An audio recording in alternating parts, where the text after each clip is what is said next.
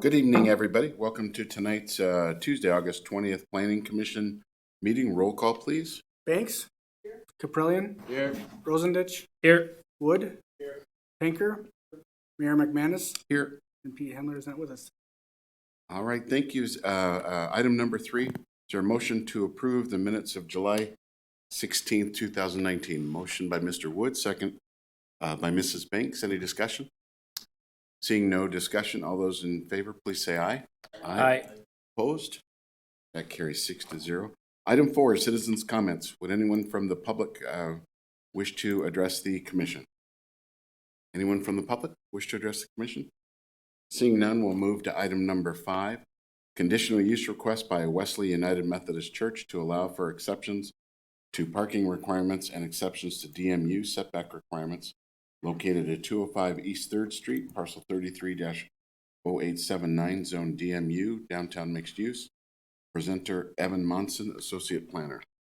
Thank you, Mr. Mayor. As we just stated, this is a conditional use request for Wesley United Methodist Church. There's 2 requests that we're going to go over. One is parking and the other is setbacks. So if we go to the next slide, as we've gone over a couple times, the church was destroyed by a fire last year, and they're looking to rebuild on the same site, which is shown at the intersection of Maple and 3rd. They've recently acquired that lot to the north, and they're going to get rid of that house and then build the church on the 2 properties once they're combined. As you can also note, across the street is a public parking lot, and then to the south on South Maple is another public parking lot. Those will be mentioned later, but just wanted to point those out now. Go to the next slide, we can see the proposed site plan for the church. The new facility will be slightly bigger than the old one and a lot more accessible to congregants and other users of the facility. It's going to have handicap accessible entrances. It'll have parking in the back. There was no parking before, so there's actually quite a bit more parking since we're technically increasing from 0. But it is about 13,300 square feet in size. And if we want to go to the next slide, we can see some lovely renderings. And that's looking towards the northeast or east-ish at the church. And then that's looking at the rear.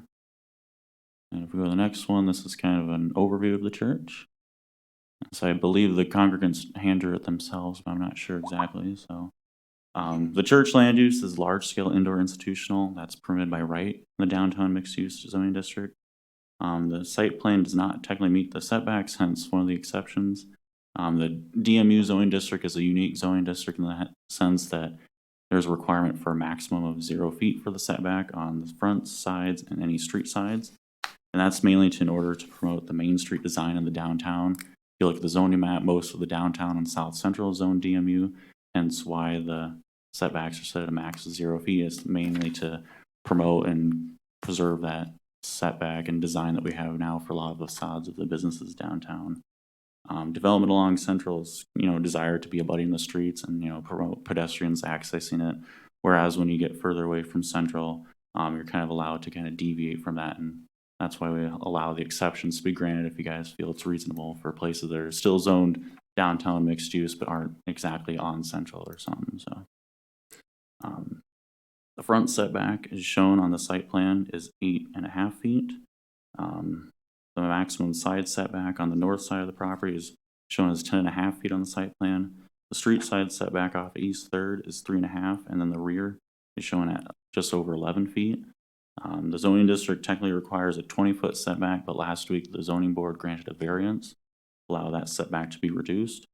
The engineering firm noted that there's a lot of issues with drainage and whatnot, and considering how the 2 streets have their own grades and then the alley in the back has its own grade, it was kind of a challenge to fit the building on there without, disrupting too much soil and having drainage become an issue if you're to move it forward or back and whatnot. And so the zoning board felt that it was enough of an issue to grant the variance and to allow it to be closer than the 20 feet from the rear. So a lot of the adjacent properties, if you were to look back on a zoning map, they're not zoned downtown mixed use.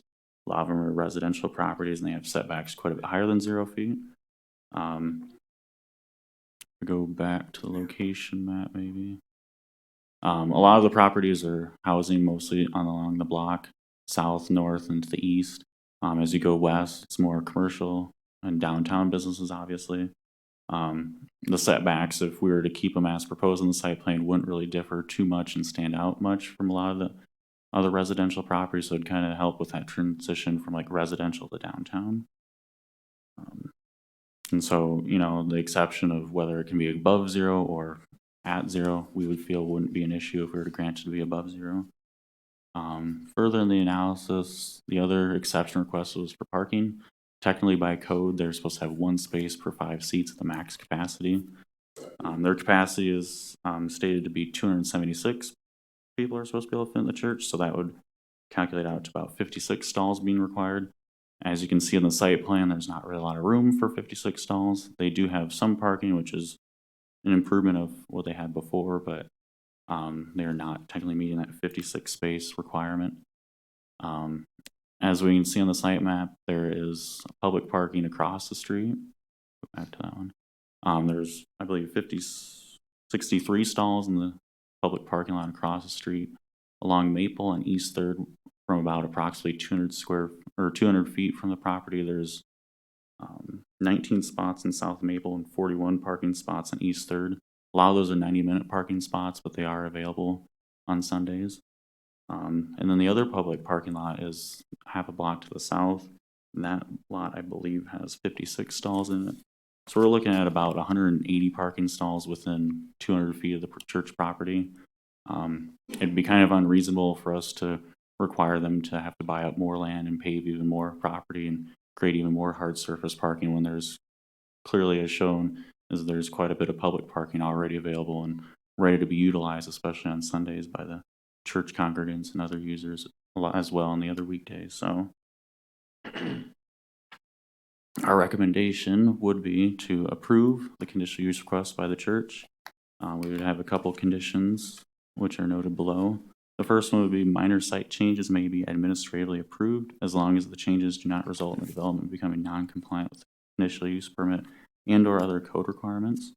The second would be a minimum of 4 parking stalls are to be provided on site. The third would be the principal building shall have a maximum side setback of 12 feet from the side property line. Fourth condition, the principal building shall have a maximum street side setback of 5 feet from the street side property line. And the final condition would be that the principal building shall have a maximum front setback of 10 feet from the front property line. Thank you, Evan. This item does require a public hearing. At this time, I'll open the floor to members of the public who wish to address the Planning Commission. Anyone from the public wish to address the Commission regarding this request? Absolutely. Please just go to the podium and state your name and address for the record. Kurt Boson with the Boson Company, 2613 West Veterans Parkway. I just have a question on how those variances those setbacks that you just read relate to the site plan that was submitted. Honestly, they'd technically would give you a little bit more flexibility than what was shown. So if for whatever reason you find out you need to move it like a half a foot, you would have that half a foot or more move. So Okay. I would say what we're permitting is slightly above what was shown in the final site plan. So if anything was to come up, you're good to go. So. Okay, without the dimensions, I just don't have them in my head. Yeah, you're kind of looking at them, and at first, you know, we were looking at it's like, well, it'd be silly to, you know, put down like a condition of 11.08 and you put it down at 0.09, we have to make you move it or something. So Okay, thank you very much. Yep. Thank you. Anyone else from the public? Second call, wish to address the council? Final call? Seeing no one then to address the commission, we will close the public hearing. Entertain a motion from the commission, motion to approve. Motion by Mr. Rosendich, second by Mr. Wood. Discussion? Any discussion? Evan, I just have one plan to you, or question to you. Can you go back to that one that shows the parking across the street? There you go.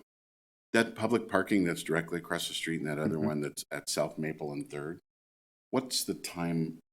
How long can you park? Is that 90 minutes or is that 3 hours? I believe the public parking lots are open 24/7. They're open, but is there a restriction on? I believe there might be a couple stalls that are permit only, and I want to say there's like maybe 2 or 3 that are handicap only. And which public parking? The one directly across the street and then the one Yeah. on Maple. Directly across is Pacific, and I believe that's, It's 3 hours typically. free? There are some restricted for Okay. permit only, and then on the south of that, I think is at Omaha. yeah. Yeah, that is actually no restriction on. And say one of them's Oh, all, okay, good. all Okay. day. That so- may change. There's a parking lot, downtown parking and pedestrian committee that's reviewing those because Yep. we've had that available for 2 years now. See how that. So it's plenty of time if they're having a service or, Mhm. okay. Any other discussion from the commission? Seeing none then, all those in favor, please say aye. Opposed? Motion carries 6-0. Item 6, Certificate of Appropriateness Request by Stratford Sign Company LLC for a new wall sign located at 110 East 2nd Street. Presenter Bryce Hembrook. Thank you, Mayor. So Retirement Wealth Solutions intends to remove an existing sign and place a new wall sign by the entrance of the Tower Hall building. So because the Tower Hall is listed on the local register for buildings, a certificate of appropriateness is required.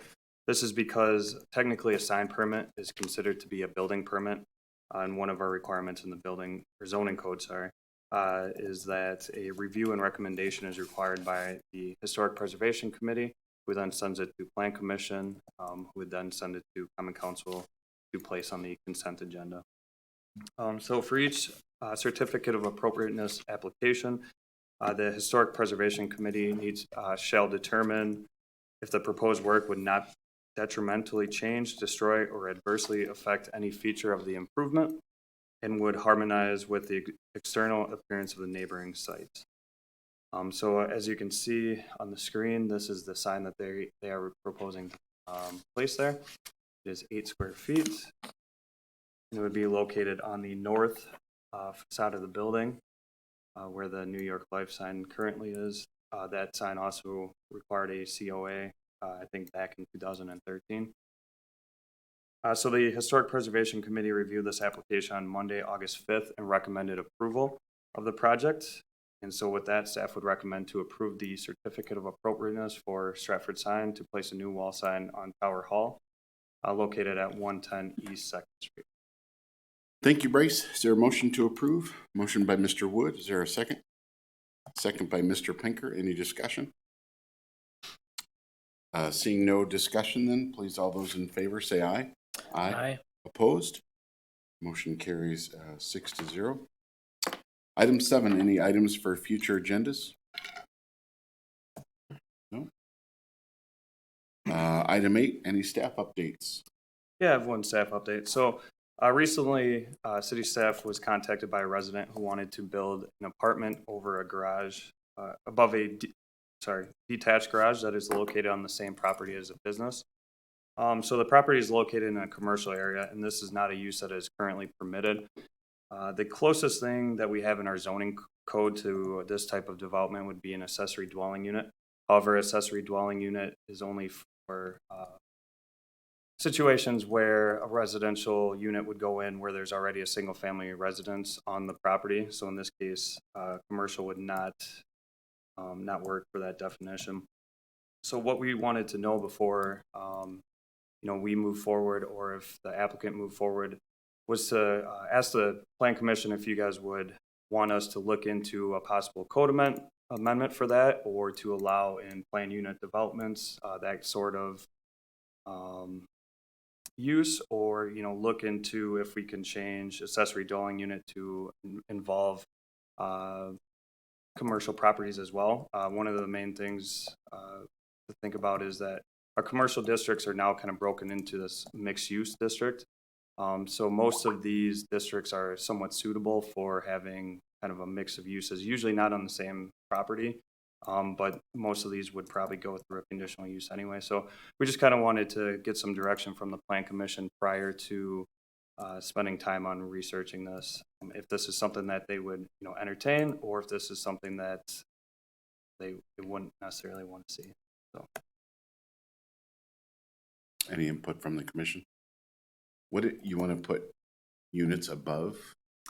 Yeah, so the person was wondering about putting an apartment above a detached garage. Now there's several ways to look at it depending on the certain project. Sometimes it could become could be considered a single-family residence if it's larger than the garage. But then there's, I'm trying to think of a good example. I don't believe there are any in town. So I guess I was just kind of looking for some direction first, and I think I saw this. Mr. Pinker? Can you hit your mic? When you're talking a garage, is this a commercial garage already? Correct. So it's on a commercial property, and in the future it would be, on a commercial property. It's a garage made for a business already. And is there a business attached or nearby? Nearby, correct. Okay. The question I have is, let us say somebody came to town with the concept of a public-private partnership so that we have a municipal facility on the ground floor and residential facility above it. Is that a parallel to this, or is that an entirely different item? I guess depending on how we would move forward, I don't really know exactly. It could be somewhat similar. Okay, let me pose a specific. Out east, the ones I'm familiar with are in Virginia. There have been some locations where, because of space limitations and also housing issues, municipalities have gone public-private, and they've built for instance, a fire department station with commercial space around, say, around the corner, and then residential above.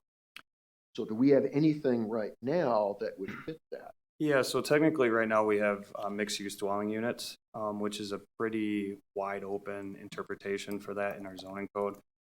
So pretty much any two uses where you'd put a dwelling unit, if it's allowed in that zoning district. So that's something where that would be considered a mixed-use dwelling unit. Where it would vary from kind of what I'm looking at is this would be over an accessory structure and not necessarily a principal structure.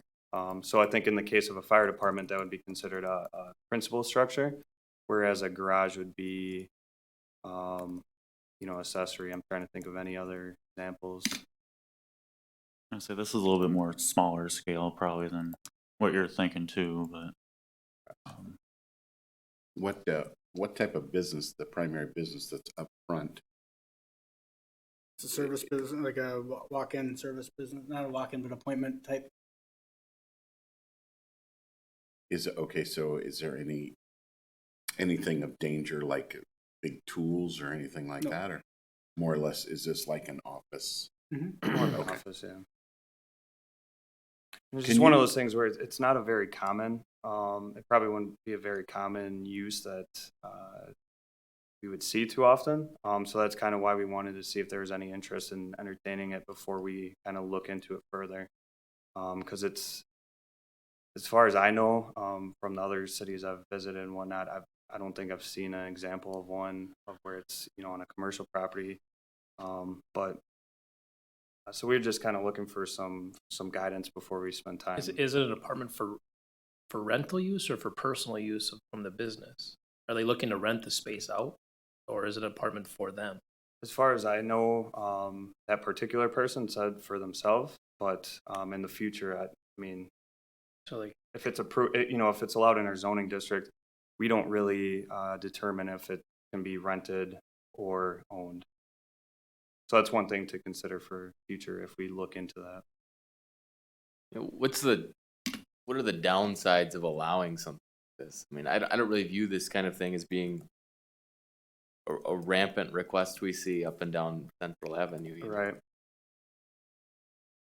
The downside, I guess it depends on the surrounding neighborhood of the specific spot. Mm-hmm.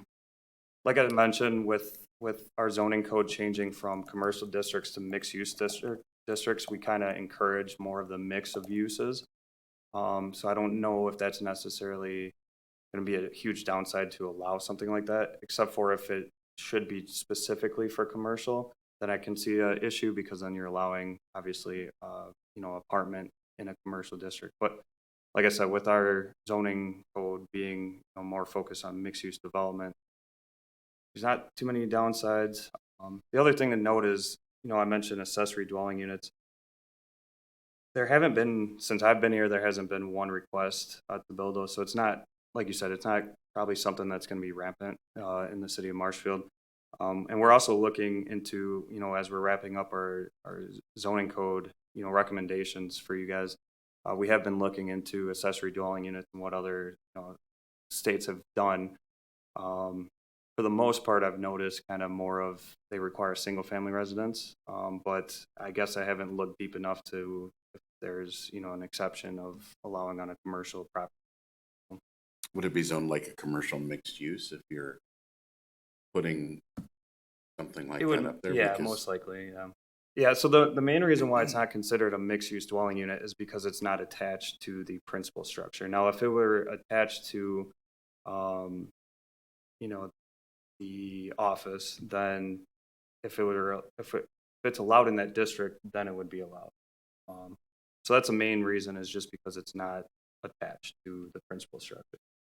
This garage, I mean, who uses it as a garage?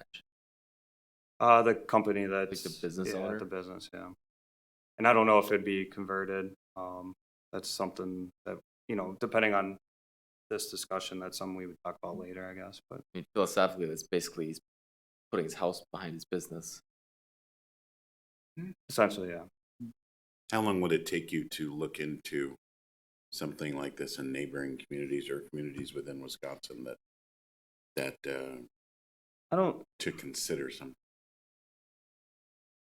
couple, maybe an hour, 2 hours, 3 hours, but then it's also getting together the municipal code amendment, kind of going through that process, or if it's plan development, then you have to go back and amend that. So there's also additional staff time, but it's nothing too intensive.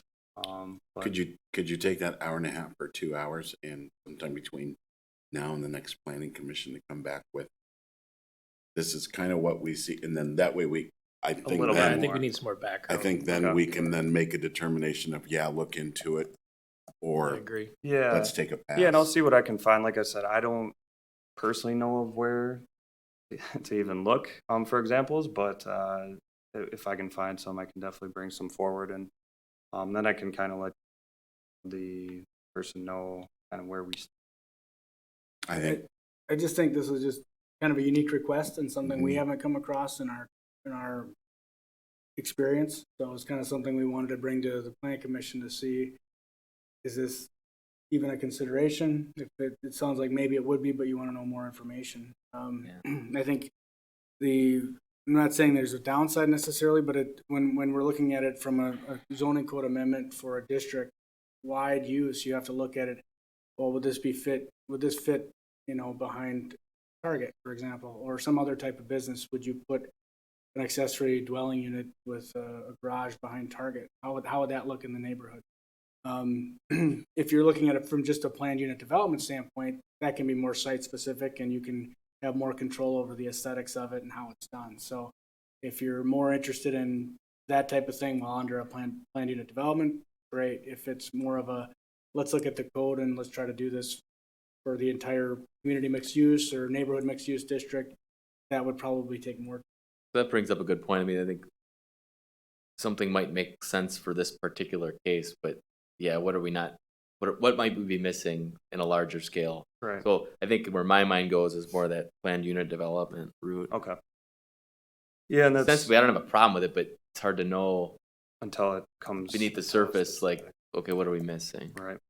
Yeah, and that's kind of what I was thinking as well. The other thing too is, like I said, all the accessory dwelling units, they're all conditional uses, so they would come to you guys regardless. And I would assume that if we were to bring something forward, we would, more than likely, I would assume that we would make it a conditional use where you guys would be able to look at the surrounding area, and if you saw negatives and whatnot, you can reject it if it was a reasonable decision. So So it's one of those things where, you know, we would be looking at it at a case-by-case basis, but yeah, the plan development would be more site-specific, so that's, you know, maybe a good route as well.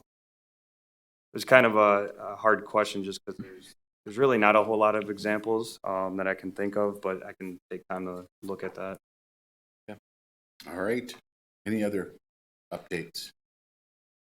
Oh, yeah, I guess just real quick, we're proposing a policy to allow for assisting with extending infrastructure for new housing. So we're to the point of presenting the housing incentive program to the Common Council. And what that is basically a program where the Economic Development Board and the city is funding we're hoping up to $500,000 a year for the next few years. And what that'll do is it'll allow us to cost share with developers of single and two family development. So right now we're sitting at about 35 to 40 residential lots that would be considered desirable and subdivision lots. There's hundreds of I wouldn't say hundreds, but there's over 100 residential single family lots in the community. But when you take out what's called a owner retained lot, meaning that the owner has bought the lot and they don't want to develop it, they use it as a buffer yard. A substandard lot, meaning it's not meeting the minimum lot size or lot width, which would make it challenging to develop. Or it's in an older neighborhood where you're not going to build new construction right next to a 30-year-old home. You're really looking at about 35 to 40 lots. And given our recent number of permits taken out, we're looking at about 14, 15 single-family homes being built a year. So that gives us less than 3 years of inventory, which just really isn't enough to encourage more development and more growth. So the EDB's been on this for well over a year, and we're proposing a policy to the council next week, hopefully, and get that going. So the policy would allow the city to cost share up to almost 50 to 60% of the cost of infrastructure to help getting some of these lots opened up for new development. So really an exciting opportunity. Much needed though in Marshfield. So just kind of wanted to bring that to the Plan Commission's. Awesome. Anything else? No? All right. With that, I entertain a motion to adjourn. Mr. Penker, second by Mrs. Banks. We are adjourned. Thank you all very much.